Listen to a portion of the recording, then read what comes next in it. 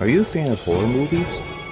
Necronomicon Ex Mortis, the Book of the Dead. What about cult classics? Your move, creep. If you are, you'll love Shocking Things. Please search for us on all the major podcasting platforms. To see our social media and a direct link to our podcast, please go to anchor.fm/shockingthings.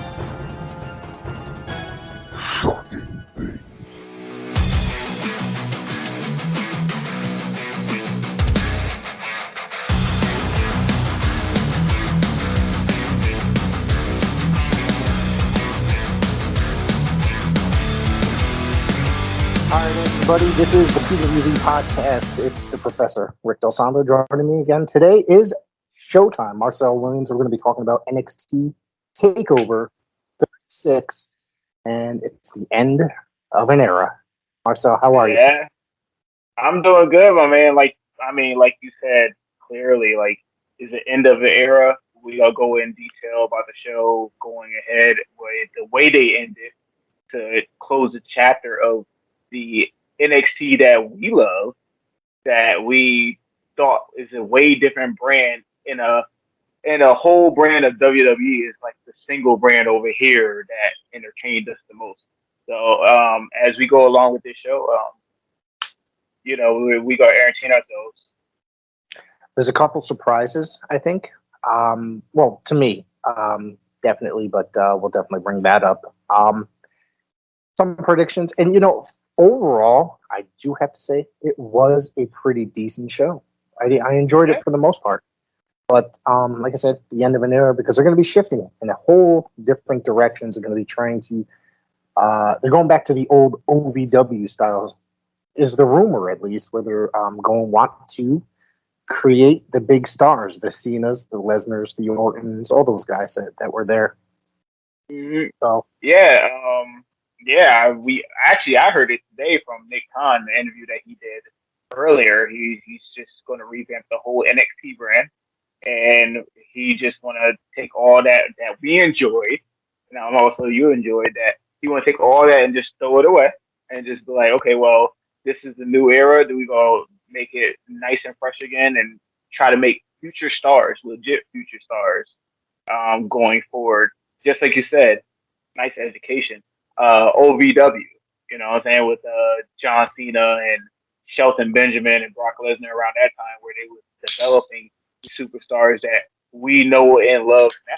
So, yeah, dude. I mean, hopefully it's good. I mean, I feel like NXT was a good competition for AEW. It was making wrestling great again. You know what I'm saying? Instead of relying on Raw and SmackDown, we have something that you can enjoy, which we enjoyed for the last 7 years. 5-7 years, probably something around that. It was a brand basically owned by WWE for fans of groups like Ring of Honor and Pro Wrestling Guerrilla and Progress from England, like those kind of indie style, Evolve, stuff like that.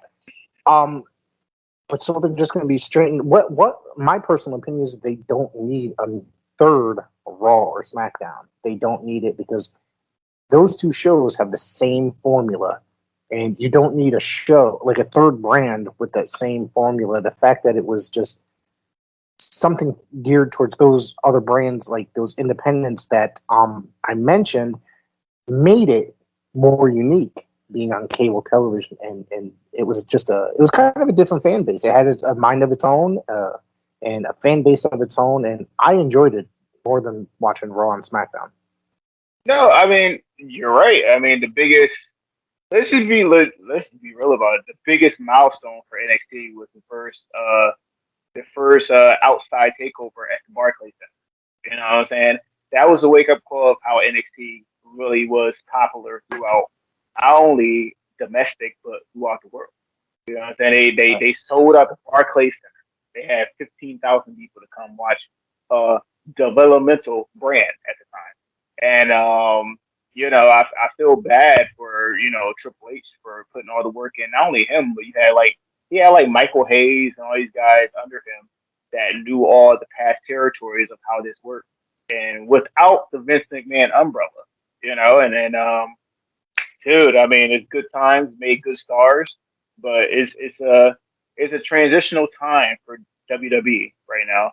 And by looking at the Nick Khan interview, I mean, I don't know. I mean, Vince must like him somehow. So I mean, he must be doing some type of moves for him to still be there and release all the Right. people that he released and make the moves that he's doing, especially revamping a whole third brand that was way popular than two of the main brands, which is SmackDown and Raw. What's the where's that interview located? You know, mind me asking. It's actually on YouTube. It was done by I'd probably get the name later, but it's a full interview, 38-minute interview where he's talking about how he got hired and believe it or not, because everybody knows, I don't know if anybody knows or not, when WWE hire people, they don't hire wrestling fans. He always been a wrestling fan.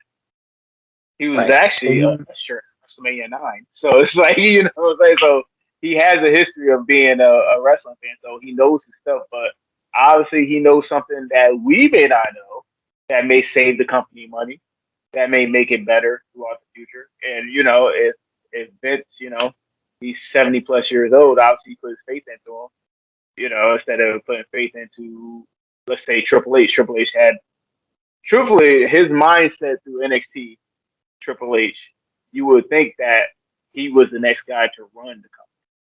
You know Right. what I'm saying? But we don't know. Things change. It was People say that yeah. what happened, AEW beating them, you know? So, you know, what you think, Rick? I did see what's it, like a clip, not a clip, a quote rather. That's the word I was looking for. Of Nick Khan. Basically, he didn't really necessarily fully admit that the company was for sale, but he said that they're open for business, but they're not actively seeking. But there's going to be a lot of changes. So basically, my guess is that they are prepping to get, you know, for a sale in a way. Mm-hmm. And but they've let go some of their biggest stars or the guys that were like paid the most on the roster. Mm-hmm. I don't really know how over Braun Strowman really was, but I know that he was making a whole hell of a lot of money. They used him a whole lot, and then suddenly one day he was just fired. Same thing with the Fiend. He was used so much, and he was one of the most over characters for a very long time, for what, 2 years probably, and then boom, he's fired. You know what I mean? It's pretty wild to think that they're just, you know, anybody's open to get fired, no matter how much money you make or no matter how much you're making, how much money you're making for that company. That's the other thing. And also, it doesn't matter what storyline you're in either. They'll, you know, look at Aleister Black. He was doing a storyline with Biggie one day, and then all of a sudden he's released on I think it was Tuesday. Yeah. And following Tuesday. Yeah. So it's like, it just doesn't matter what storyline you in. It doesn't matter how important you are.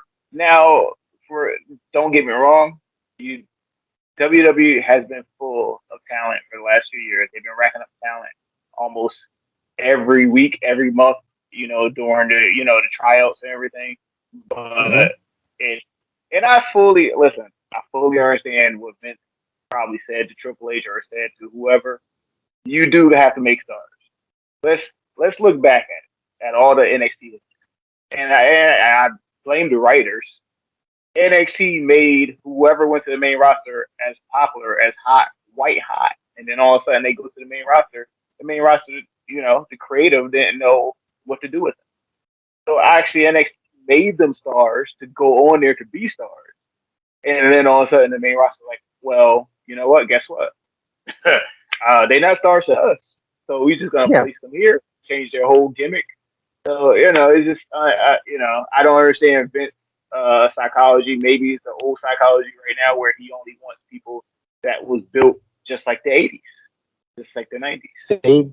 They don't have stars that are bigger than the company. That's the thing. They're not able. It doesn't seem like they're able to. They're able to create stars in the wrestling industry, but they're not able to create the Hogans, the Cenas, the Rocks, the Austins.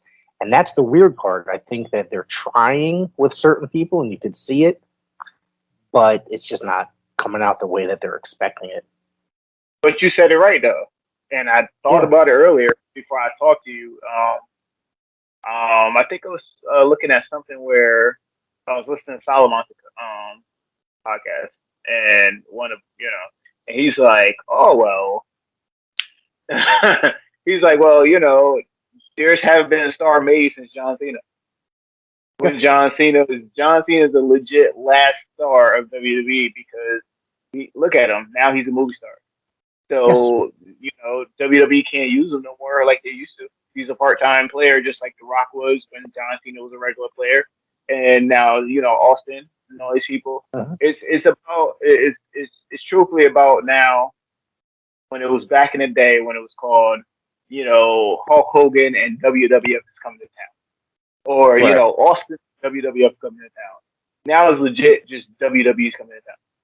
It doesn't even matter. You say whoever is coming.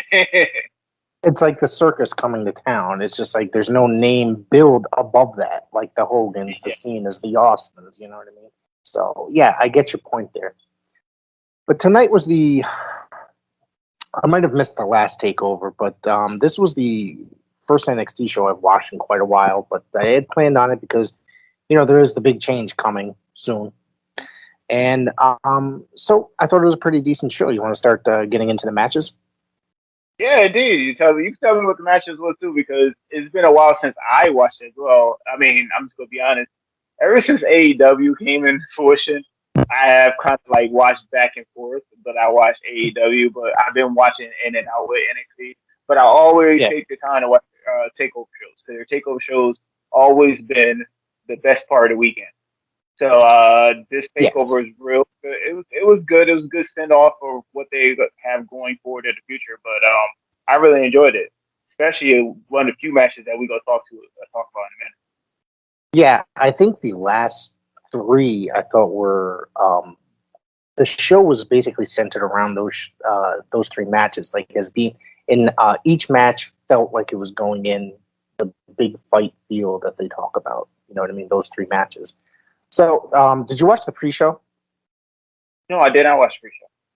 That's all right. Did you? That's all right. I did. The funny part of this, Trey Baxter, formerly Blake Christian, who worked like New Japan and I think he worked like GCW and stuff like that. He lost to Ridge Holland. I actually didn't recognize Trey Baxter or Blake Christian, whatever you want to call him these days.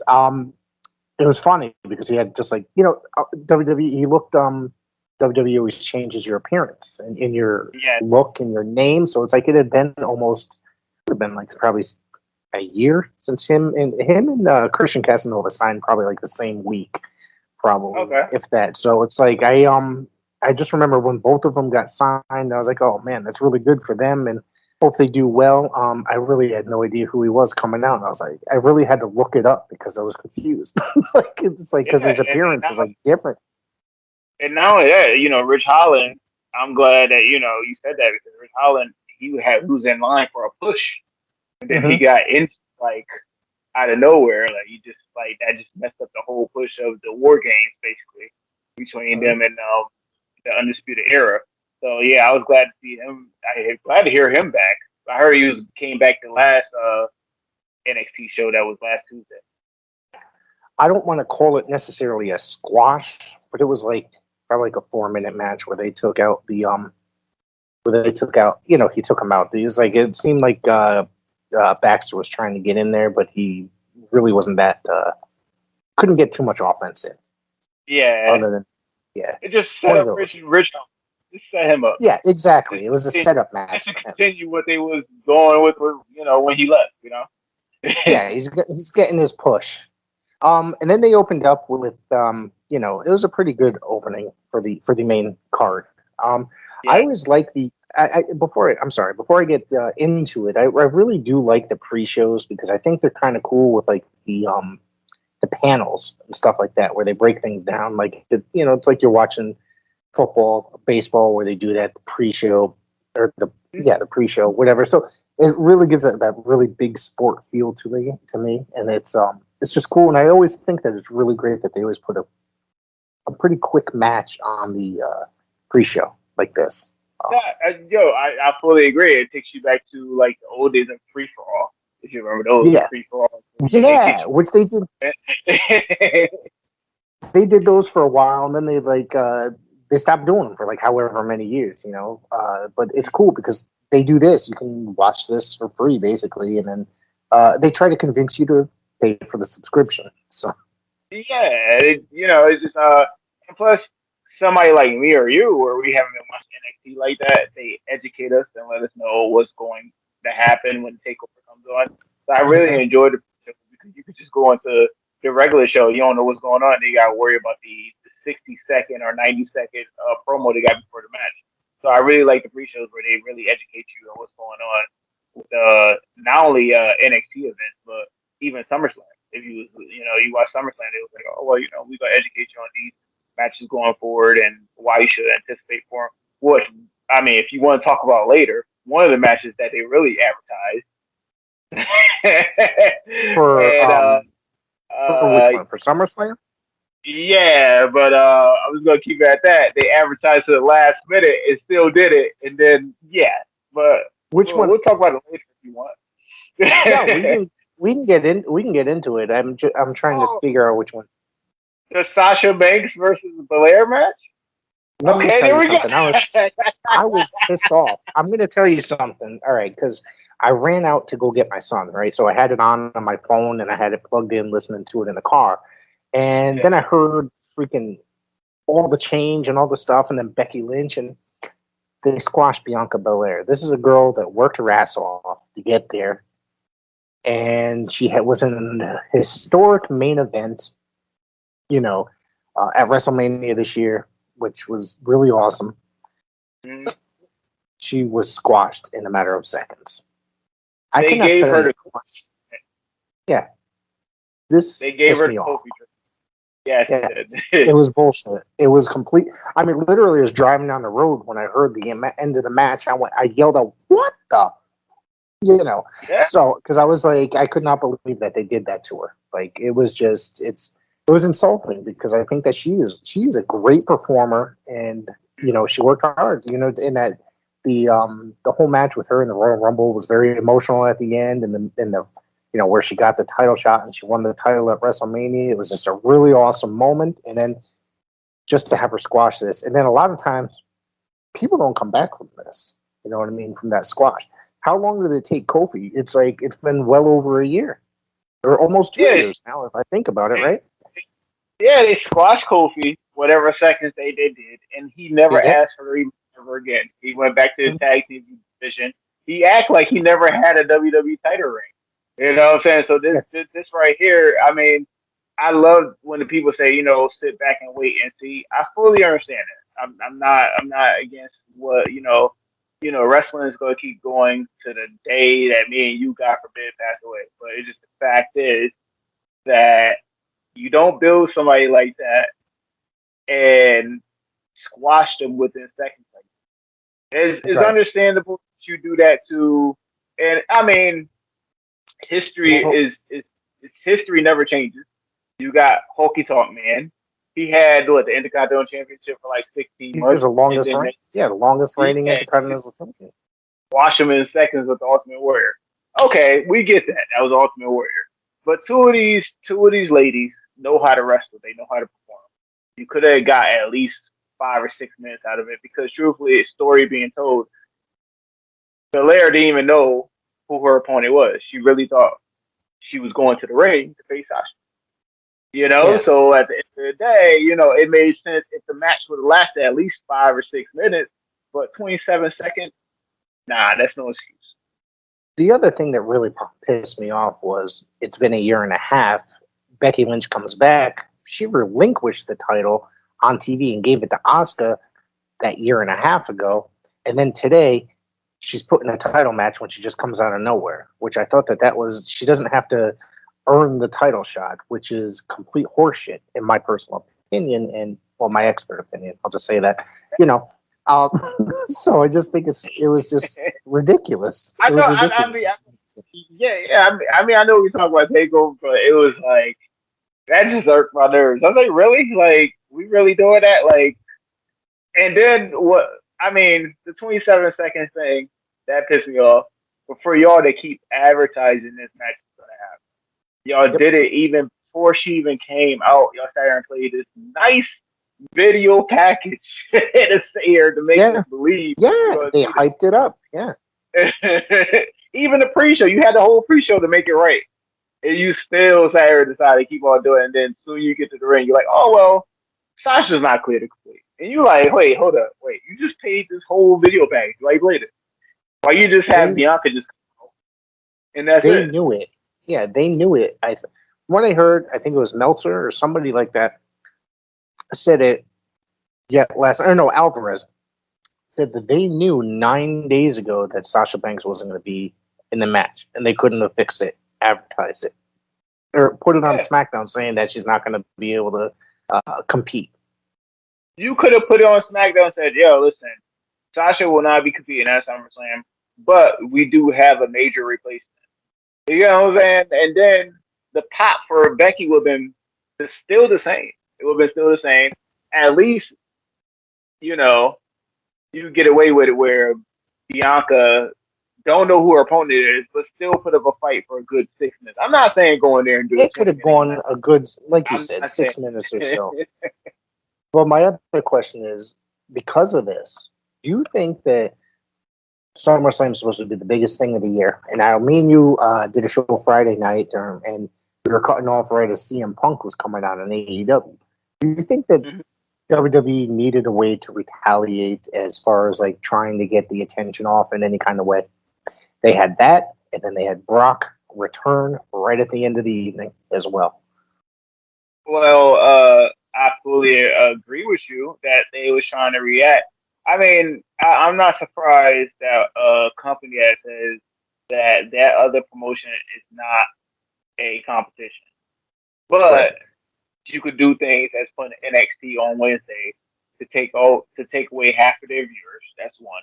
And then two, you'll have special events like the Great American Bash that Dusty created, or any other, Halloween Havoc, or war games like that. To sit here and say, well, you're still not the competition. You know what I'm saying? Right. Then you just keep on with the nonsense. And then this was like, without a doubt, after CM Punk made his, it was a great moment. Me and you watched it together. We seen it. But the thing is, they don't like that. You know what I'm saying? They don't like any company in the domestic area that is any sort of competition to get over. And it's unfortunate, but I mean, I'm glad that Becky's back. I'm not mad. I'm not whatever, but it could have been done the right way. Brock Lesnar at the end, that was great because that's another story being told because Roman already beat Cena. Who else can he beat next? He's still got Paul Heyman at his side, so Paul Heyman's in that middle now where the story is being told right now. But going forward, I don't know what they're going to do with Becky, truthfully. This probably turned her into a heel, truthfully. I'm just going to be real. It probably turned her into a heel. I mean, they may sit here and try, they may say Bianca probably have an attitude change because of this happening. But no, it really, me looking at it, I don't know about you, but it made Becky look like a heel. For her to stick her thumbs after she beat Bianca and say, oh, yeah, you did a good job, but, I'm here now. I have the strap now. Listen, that's ultimate heel, but we'll see when the time comes. And something I just realized before this, Becky was the Raw Women's Champion when she relinquished the belt, but then she appeared and challenged for the SmackDown title. So it didn't really it makes even less sense now, if you think about it. Less than. And, dude, it even like for Brock Lesnar is on Raw too. But now he's going against Roman. So it seemed like they're trying to stack SmackDown like really good now, which I don't get because Raw is the drizzling shit. So, I mean, they're not doing anything. They're not doing anything to save Monday Night Raw, like making anything better. Because it's literally for the last year or so, and I've said this many times, I try to watch it probably once a month, maybe, I usually get about a half an hour in, and it's like, listen, I can't take this. And I said it to you. I think I've said it to you numerous times. It's hard to sit through. SmackDown is the better show. It's more action-packed, I guess you could say, and that 2 hours goes by a lot quicker than the 3 hours for Monday Night Raw, because Monday Night Raw, It's just lacking a lot. Yes, it really is. So it's unfortunate for Bianca for her year run, but she really Yeah, did get the Kofi treatment, which is unfortunate. But I mean, we already know how WWE is. You know, yeah, they're in a situation now where they're releasing stars and they think it's okay, and then when the other promotion, the pissant company that they was talking about, or the T-shirt company, now they're making waves. Now all of a sudden they want to make waves with them. So we shall see. yep. The other thing is, oh crap, I forgot what I was going to say. I am looking forward to the to Brock and Roman though. That I do have to admit before we get back to NXT, I did pop for Brock because I was like, I thought that I said one of two things was going to happen at the end of the night after Cena loses. Either Big E's going to run out and cash in, or Brock Lesnar is going to come out. And literally, it was when Brock's music hit. I literally like, oh shit, Yeah, like yeah, yeah. No, so I was like, listen, this is awesome. So it was yeah. a great moment. Nah, I pop for that because that's a story that's told right there. But we all know, and you can probably take me to the bank with it. Big E's going to cash in on Lashley. The story's there. He already Yeah, beat the hell out of Kofi. So why would he right. not want there and cash on a dude that beat the hell out of his friend? You know what I'm saying? So Big E, I mean, hopefully that will spice up the Raw brand, hopefully. But I Yeah, mean, you they know, seriously need it. Yeah. yeah, they do. And the second thing, before we get back into NXT, I just want to ask you, what did you think of the uh Lashley Goldberg match? Um Be honest. This is an honest platform. I could go all. So my question is, or my answer is before I'll tell you my theory, and then you can give your opinion. My opinion is that the reason they did it that way with the referee stoppage is that Goldberg did not want to lay down or take the count because he's kind of.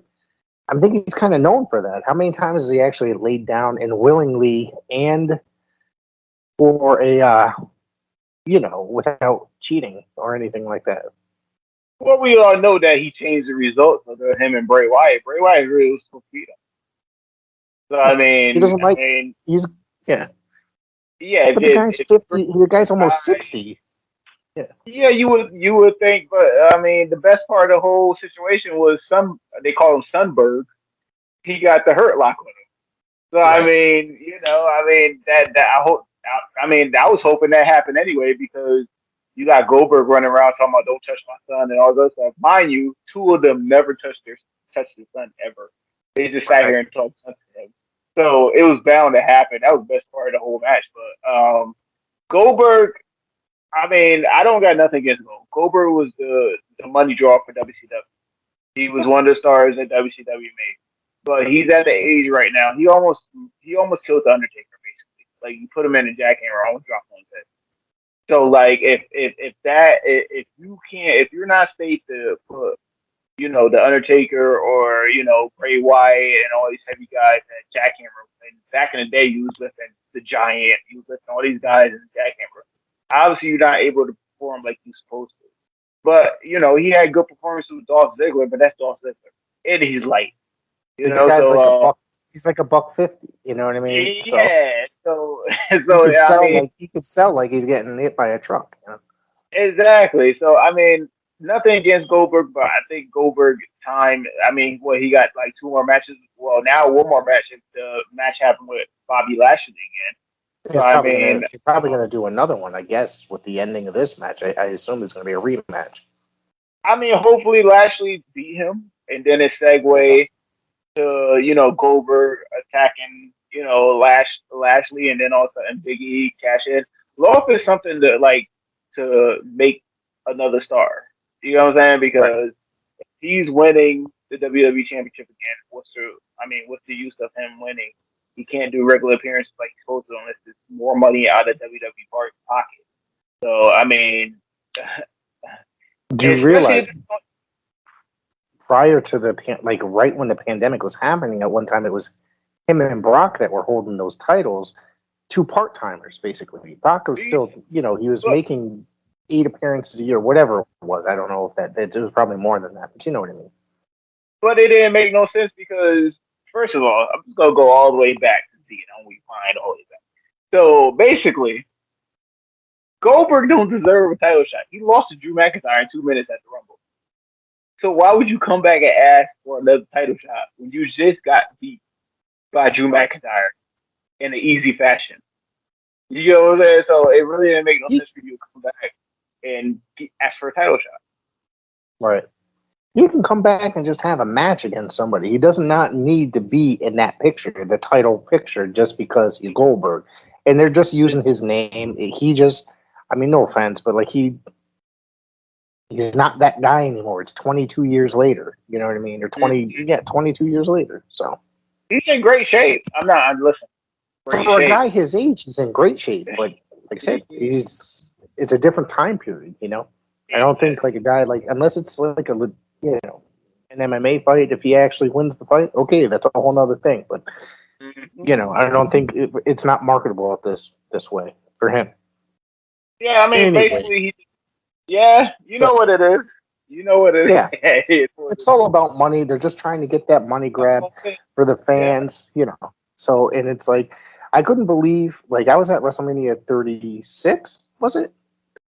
35. The one in New Jersey the last one before the pandemic started. I was 35. 35.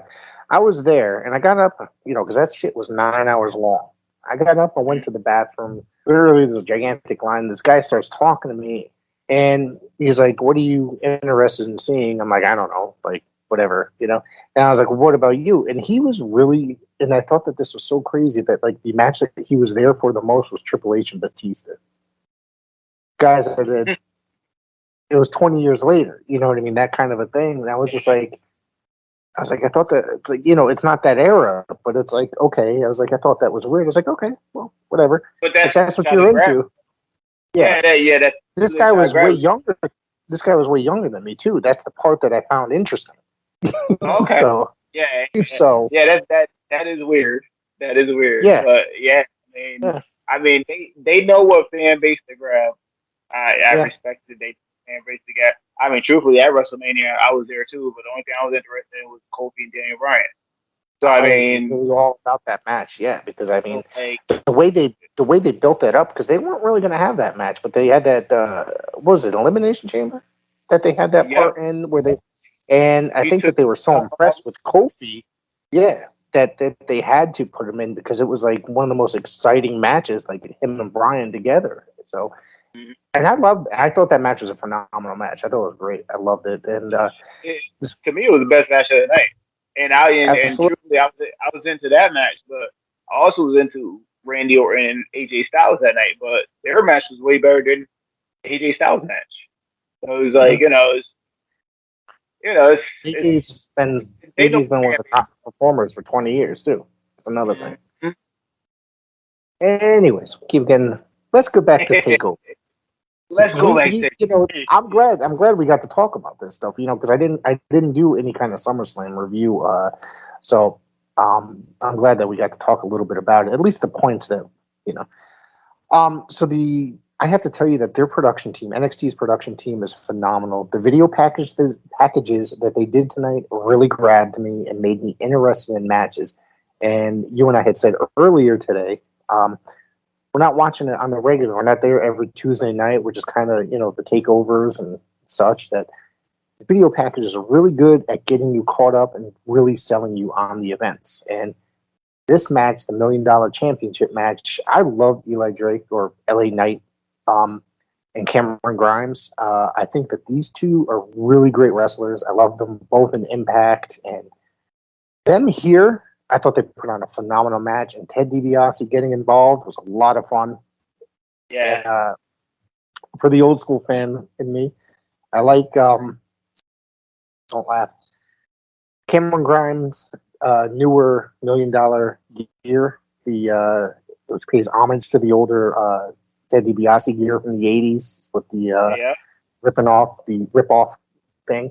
I thought that this was just such a great show, event, excuse me. This is the opening card on the show, and Cameron Grimes is your new $1 Million Champion. There's a couple spots that I concerned. You know what I mean? I think they went for one of them landed on the steps outside, and that was a little bit. Oh, LA Knight. And I thought that his back might have been like messed up, but he got up and still went out there. No, there was a few missteps in this show where I was like afraid for a certain talent, but this opening match was real good. I mean, I enjoyed it, especially the little cameos that Ted DiBiase did, the $1 Million Dream on LA Knight. And like you said, these two has came a long way. You had Cameron Grimes, who was just a regular guy at Impact, who has come in and, say straight to the moon. You know what I'm saying? And became a favorite. Even before this situation that happened with the $1 Million Man, Ted DiBiase, he was entertaining with, I forgot his name, the guy that paints the pictures that's in a program with old girl that's married. Dexter Loomis. Dexter Loomis, yes. I should know his name because he was on Impact as well. But the thing is, you've seen Cameron Grimes come a long way from being on Impact as a regular guy to now where he's a fan favorite and he's showing charisma. You know what I'm saying? Yeah. Then LA Knight, we already know where he comes from. We already know what he's all about. And this was a good opener for a Takeover, especially the kickoff. I thought so as well. When LA Knight was Eli Drake in Impact, I thought he was one of the best performers that they had there. And then like he just suddenly left. I liked when he popped up in the NWA, but then it was kind of short-lived. And then during the pandemic, while the NWA was pretty much shut down for that time period, when he popped up, I was pretty excited to see him pop up in NXT because I think he's one of those guys that could be a huge star. The guy knows how to work that microphone. You know what I mean? He is one of the greatest talkers in professional wrestling in the modern era. It's just the name change kind of like irked me a little bit because I thought, I don't know, the LA Knight. I mean, that's the WWE. I mean, it's the WWE. I mean, truthfully, I liked the Eli Drake because he made his brand outside with Eli Drake. You know what I'm saying? Yeah. But I mean, truthfully, they didn't think so, and I feel like that was the biggest negative when he came back because I was like, he made himself a star outside when y'all released him, and now all of a sudden you're like, oh well, you're back now, so we're gonna just change your name. But I mean, his charisma still branches out. And I just hope bigger things for him. This program was really good for him. But the thing is, I feel like he's better in the upper mid-card or even main event situation because he can work that mic and he has the look. Like the guy has the look. So, I love the cameo with Ted DiBiase as well. It seemed like he enjoyed it. Oh, man. DiBiase has popped up a couple times since this $1 Million, and Cameron Grimes because of he got all this money from stocks and stuff like that. So he became pretty rich and wealthy. Which I think is I find that so bizarre, but it is, and I should have invested myself. But he with Ted DiBiase coming in with this, and they've been bringing him in. It's just amazing because it's like somebody that we grew up with. You know what I mean? And he just kind of a lot of times when these old timers, for lack of a better term, come in, sometimes it's cringeworthy, eye rolling. But it's awesome to see him come in as kind of like the manager. DiBiase, also one of the greatest talkers in professional wrestling, and he was one of the greatest performers, like in ring, microphone. It was just so. He's doing such a great job as part of this NXT team. And then not only that, like Ted DiBiase looked great as well. But the thing is, NXT is using Ted DiBiase the right way instead of like the main roster doing Legends Night and just trotting him out there, or just having some dumb segment where they're going to get buried. They're using Ted DiBiase in a situation, and they're making the whole storyline as a whole look good. And I enjoyed the little cameos that he did with Cameron Grimes, where he goes to the club and Cameron Grimes come in and think that he's supposed to go in and VIP, but Ted DiBiase brought the whole club. You know what I'm saying? That stuff was very entertaining. So I'm glad that they used Ted DiBiase the right way, where it's supposed to be. Yeah, absolutely. I hope to see more of him, and I hope to see. I'm just wondering I hope this whole change with NXT, they don't start letting people like Eli Drake go. LA Knight, Yes. Cameron Grimes. Because those guys, I think, could be very vital to the main roster once they're brought up. Seriously, especially with LA Knight's mic skills. That we've spoken of. Absolutely. So, this next match, which was the next match? It was the NXT Women's match. The Raquel Gonzalez retained against Dakota Kai. This one was kind of like, it was good, but it was probably the weakest match on the card. In personal yeah, opinion. I mean, truthfully, it had that Shawn Michaels Diesel feel. You know, the story was there. You kind of expected Gonzalez to turn on Dakota, but obviously they went the other way, where they made Dakota turn on Gonzalez, which I truthfully felt the other way should have been best. But and I mean, if there was any way for Gonzalez to drop the title, it would have been to Dakota. But I guess obviously, which I have heard that she has been doing a few dark matches for the main roster. So maybe the reason why Gonzalez went over basically and took the title is because this situation where she's moving to the main roster, Dakota Kai. Well, good luck to her. I hope that it happens. The main roster needs some freshening up. Yes. Yeah. So I'm trying to think. There was a return at the match. I'm trying to remember who returned at the end. I'm drawing a huge blank here. I'm sorry to blank too, but I think she's from NXT UK. Yeah. Oh, I got it right here. It is whatchamacallit. Hang on, I got it here. Maybe not. Hang on. Just bear with me 1 second, guys, ladies and gentlemen. Kaylee Ray. All right. Yeah, sorry. I drew a huge blank as to what her name was, but she has been out for quite some time, so she came back tonight. So, and at least we cover ourselves. We told the audience that we have not been watching NXT for a while. We only watched the Takeover. So, forgive us. Honestly, to be honest with you, it's like I've said this a million times, like WWE, I don't tune into a lot of the product, but the pay-per-views I feel like are worth tuning into. Because the TV is just pretty, it's usually that third one of the month that's supposed to be selling you on that pay-per-view. The next pay-per-view that's probably the best one. I don't want to tune in to just see something subpar. I mean, I hate to say it, but I mean, it was. I mean, before the competition with AEW, I mean, it was better because it was only 1 hour. You sit there and watch it, and then you do all the storylines right off the bat. Because I used to watch NXT every week, an hour. When it was 1 hour and it was on the network, I had no problem tuning in 8:00 every Wednesday, right? Yeah, no problem. It was awesome because it was just like, okay, 9:00, I'm done. I can watch whatever's on next. But it just like this. They moved to network TV. Once you start moving to network TV, there's investors, there's advertisers, there's all this stuff, and you have to start adhering to them. If you're not doing big business, good numbers, they're going to change. Exactly. Obviously, we see that happening right now. So the pay-per-views, I tend to traditionally just watch the pay-per-views as of late and not sit around and watch all the TV. When it comes to AEW, I watch most of the television. I can't say everything. Every week I'm not sitting in front of the television on Wednesdays. But if somebody calls me up and says, "Hey, you got to watch this," you know what I mean?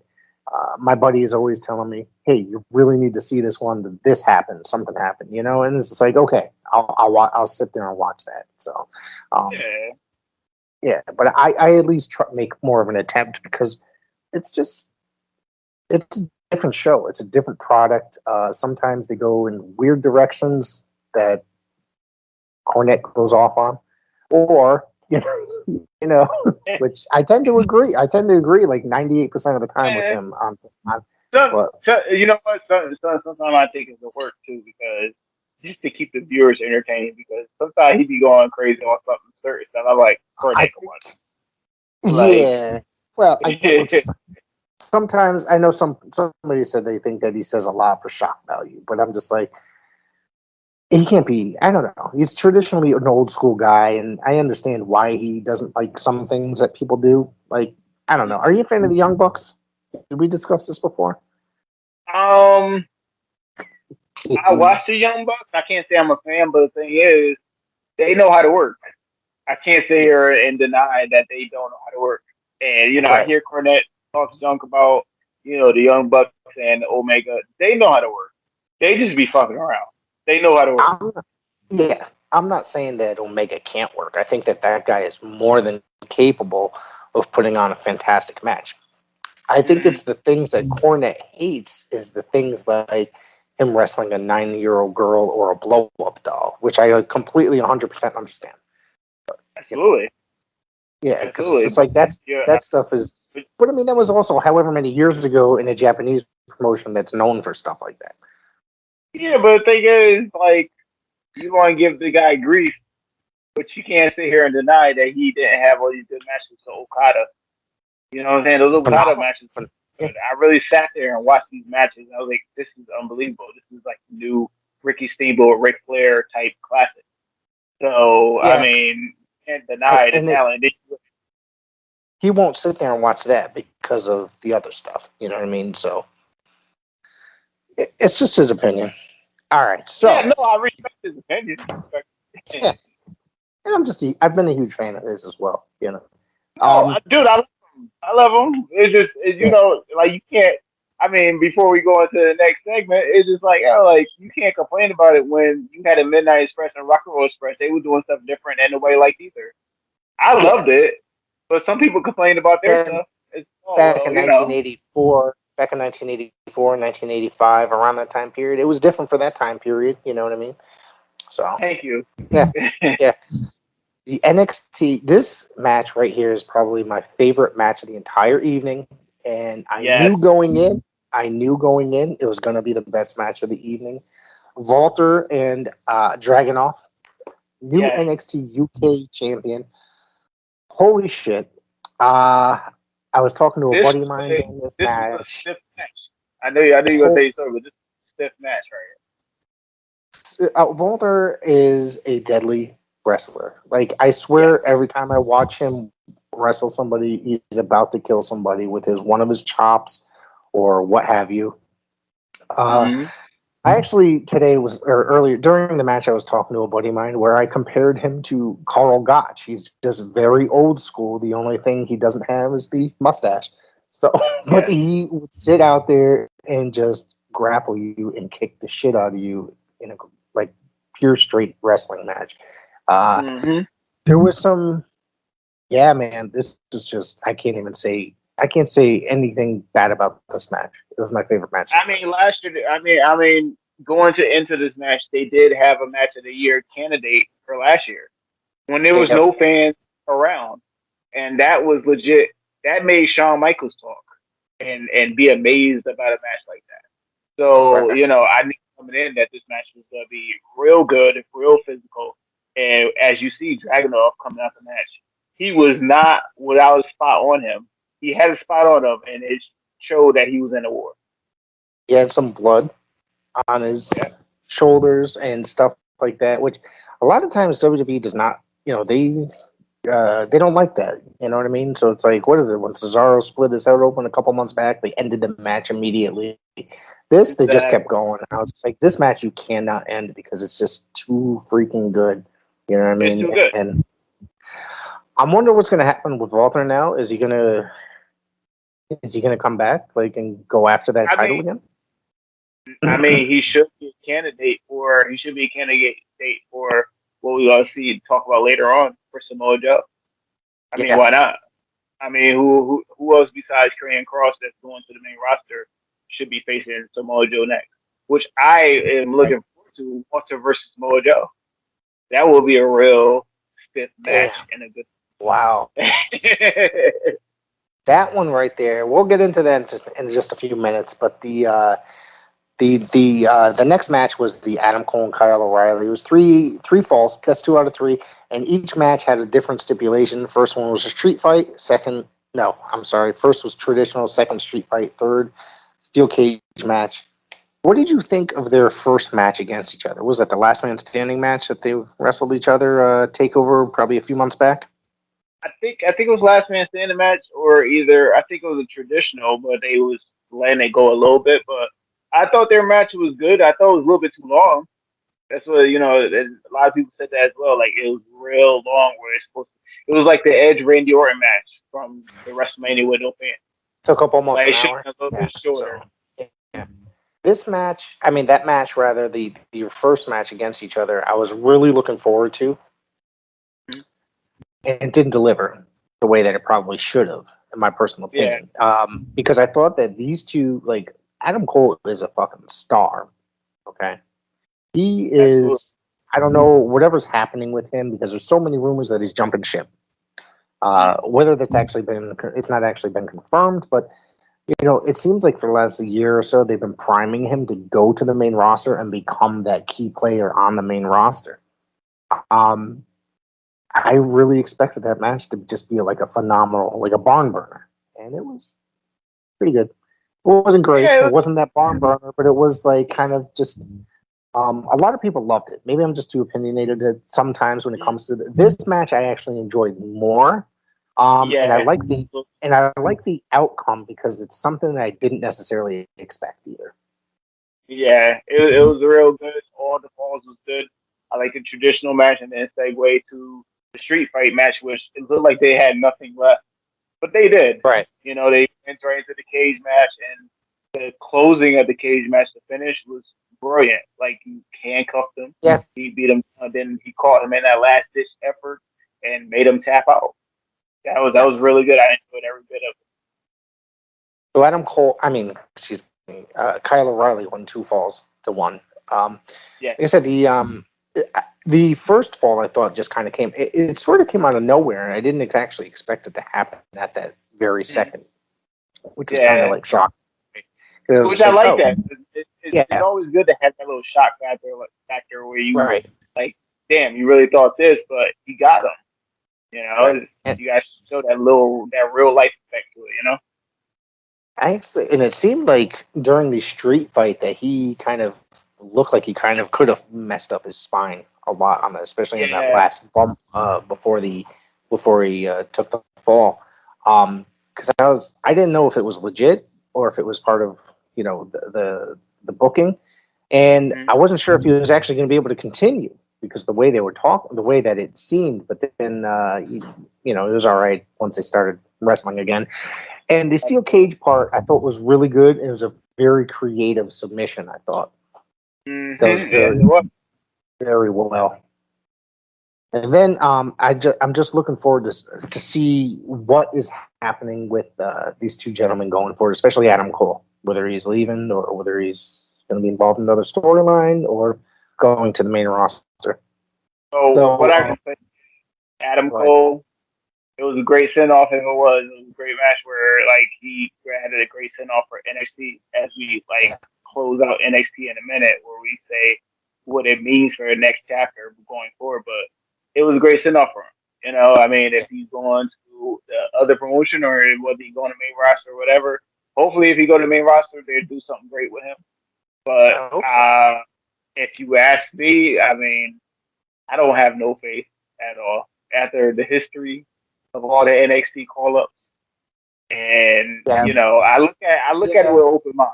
I look at it with open mind all the time. The thing is they have done a lot of stuff where they try to kill their own.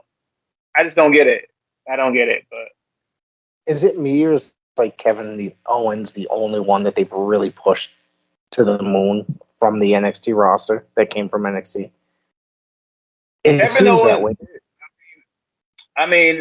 Whatever NXT that you want to pick, because they'll say that they pushed Roman Reigns, which was from NXT. All right. Yeah, they'll say that. The thing is, I'm talking about the crop that where Triple H really revamped the whole brand. Yeah. I have not sat and try to push anybody at all. Finn Balor was a star. You had Bayley was a star. Sasha was a star. She's a star now, but the thing is, look what happened, what took her to get to that point. You know what I'm saying? They had her in Limbo too. So you can really vouch for the entire Shield actually went out there and became stars at one point. You know what I mean? So they all won titles, and were on top of the company at one point or another. So I guess it just seems like the history, the majority is that a lot of them kind of just end up in dwindling in the mid card, I guess, after a while. And I just think that they really need to rethink what they're doing with Keith Lee. Because that guy's a great talent. Yeah, he is. But the thing is, you do have to be safe with the situation that he had and why he was out. And I understand because like you don't want to put all the chips in the basket with him, and then all of a sudden he gets or anything happen with him. So I fully understand what they're doing with him right now. I kind of feel like they shouldn't have just put him on TV like that, just to be like, "Bam, we're just gonna have your job out." You know what I'm saying? They should just test him out, and they got a whole performance center. Just test him out, see how you're gonna go, and then then re-debut him again. But obviously they thought different and just want to test him out by having squash matches with him getting beat. So yeah, that's WWE. it's WWE. Yeah, it's just we know how they work after 40 years of watching them. Yes. We do have a new NXT champion. This match really surprised me. The result of this match. I did not expect to see Samoa Joe win the belt at all. No, because my guess was, Joe's not getting any younger. I actually did not think. I thought it was going to be one of those things where they're just going to use it to elevate Killer Cross a little bit more, Karrion Cross. But he's made a few main roster appearances, and he's on his way up there.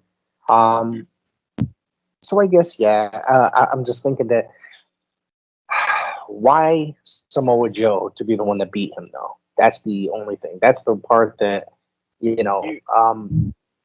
I mean, the guy's a legend. Let's not, it's. I don't want to put him in the same category as like say Bill Goldberg because he's obviously like a good 10 or 15 years younger than Goldberg as far as like coming back and winning a belt. It's just I found it just a weird booking choice. Have him win the title. No, I understand. You got to take it as this, where he may be a transitional champion. He may not be that guy that holds the title. That's true. That's true too. Karrion Cross is going to the main roster. He can't hold on to that belt forever. So I feel like going forward with the change, Samoa Joe was the biggest candidate because Johnny Gargano, I don't think he want to go to the main roster either, or you don't know what they're going to do with him or Tommaso Ciampa. It's just Ciampa has let it known that he does not want to go to the main roster, that he does not want that schedule. He wants to stay in NXT because I think he just likes the style down there. He prefers that. Mm-hmm. He had 4 or 5 matches up there that during that Survivor Series time period a couple years back, and he said he went back and said he didn't want to go back. So, I mean, Gargano could be in the same boat as far as we know. Yeah, because, but the thing is, going forward, where they want to, NXT is on USA now. So, basically, they want to improve it to make it valuable just like SmackDown and Raw. You know what I'm saying? So, basically, they want to make the same brand with the yellow. They got the red. Yep. Blue and then the yellow. So now it's probably going to be the same product. Well, I mean, hopefully Triple H got some type of hands in the pot where he can make it a little bit different. But the way the news is, the way the rumor mill is, I mean, you just never know. So they want to basically make it like it is a third brand, but they want to make it more accessible, or more like the other two. So they're probably going to make those stars. So they'll probably they might bring in other guys from both shows to try to mix it up a little bit while at the same time trying to create those big stars with the guys that they have. So, that they're bringing in, that they bring in. So I don't know. Only time will tell. So we're going to have to see. It's very interesting. Overall, I really did enjoy the pay-per-view. It's the first time that I've said that in a very long time. So as far as because I think the last time it was like a 6-way main event, and it was just really super choreographed, and you can just see it. You know what I mean? And I was just like, holy shit! Like watching this, it's just it was just so obvious. Everything was just like planned out into a T. It just but it was kind of almost flawless. You know, the only match that was like kind of subpar was the women's match, and it's weird because it's like I think NXT has like a phenomenal women's division, so that's why it was like somewhat disappointing this match, but it could just be this match. Who knows? But what Yeah, else I you mean, got? yeah, I mean, Takeover was like to me, it was like a 3-match show. You had Pretty much. Yeah. the UK show, the UK Championship, and then you had the Adam Cole match, and then not only that, capped it off with the Samoa Joe match with Karrion Kross. But you know, when they closed out, they said, you know, this was the final chapter of the NXT that we love. So basically, going forward, this was probably the final takeover. You know, they never know whether they want to do another takeover or not. So, Well, they're you know, going to do something. Yeah, they got to do something, whether it be some sort of pay-per-views, but they're probably going to be branded as far as, you know, like, you know, there's the SummerSlams, the Mania, stuff like that. You know, maybe they'll just do away with the whole Takeover series, but you get what I'm saying. They'll have, like, some sort of branding on them and promotional tools and all this other crap to go forward to try to make them bigger than that. yeah. But I enjoyed the takeover. It was real good. All the takeovers never disappoint every time I watch it. So, you know, they're the bread and butter of the NXT brand. Absolutely. So, anyways, you have something coming up. You were just announced recently this week. Shut Up and Wrestle. You'll be taking part of the heavyweight championship tournament. Yeah, they announced it the other day as I'm the first participant in it. So, you know, I'm trying to branch out to do other things as well, and hopefully get some gold around my waist once again somewhere. Some really good names have been announced. Big Jim has been announced. Yusuf, 2 or 3 others I can't think of offhand. I'm actually going to drive up to that. It's about an hour and a half away from me, so I'm going to drive up to that. Talk to my buddy today, and we're taking the trip. Oh, I appreciate the trip. I'll see you up. You know, I'm always good to see you. I'm always good to see you at the show. So, you know, I got a heavy. I don't know how many times I'll be wrestling that night. You know, I win the championship. I don't know if it's a 1-night tournament or what. I don't know what's going on, but I'll be primed and ready. Yeah, I'm ready because this is going to be my first Shut Up and Wrestle show because you know, there's a lot of people that talk about them, and they seem like they're really fun shows. So. No, they've been doing the same thing as like having the shows, and I guess it was like Kevin Landry's gym or something like that. So what they announced was they have like a new building. So yeah, Shove and Wrestle. They contacted me. They said, "Do you want to be a part of the tournament?" I said, "Absolutely, why not?" So I see some competition in there, and hopefully going forward, I win something. You know what it is. And do not forget this coming Saturday, Rumble in Paradise. So yes, Paradise Rumble. Valley. I'm going to be talking about that every day this week. I'm going to so don't get bored with it, everybody. Yeah, I you know, it's the biggest event to date for PAPW, and I mean, truthfully, I'm glad you're going to be a part of it, and obviously, I'm in the Rumble. You know, I'm just glad that this is a very big deal for Paradise Alley Professional Wrestling, Fight TV. You know, Fight TV that holds shows like the NWA and AEW and all these other promotions now. New Japan. And so yeah. So yeah, it's a big deal. You guys are a part of it. It's $9.99 for the pay-per-view. If you can't make it, mask is required if you can. Tickets still on sale. ParadiseAlleyProWrestling.com. So did I say masks? You need a mask if you're gonna be there in public because Connecticut's getting a little crazy again with the COVID. So been a little spike. Yeah. So masks is required. So please, because JCC is really aggressive about the mask policy. If you don't have the mask, they will shut down the whole show. We really don't want that. We really want to have the whole show without nobody saying shut the show down. So please bring your mask, respect the policy, and enjoy the show. This is a don't miss show. Rick tells you all the time, if I'm not here, he tells you that Paradise Alley Pro Wrestling is the promotion to watch. And Absolutely. you know, it's a big debut, and hopefully we gain more fan base, just like the PWZ podcast. Thank you.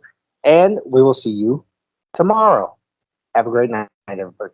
Absolutely. You all be safe.